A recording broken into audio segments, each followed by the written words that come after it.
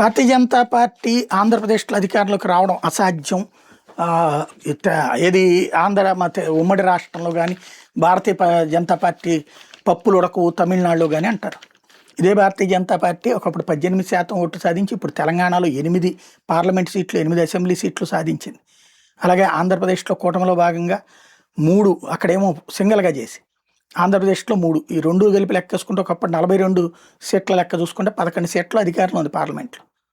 అదే సందర్భంలో ఇక్కడ ఒక 8 మంది, అక్కడ ఒక 8 మంది, 16 మంది ఎమ్మెల్యేలు ఉన్నారు 2 రాష్ట్రాలు ఉమ్మడిగా చూసుకుంటే కనుక. అలాగే ఆటోమేటిక్గా బలోపేతం అయినటువంటిదే. ఇంకా అవుతుందా లేదా అనేది చూడాలి. బెంగాల్లో అయితే 2011లో 0, 2016లో 3, 2021లో 77, 2026లో 200, 208.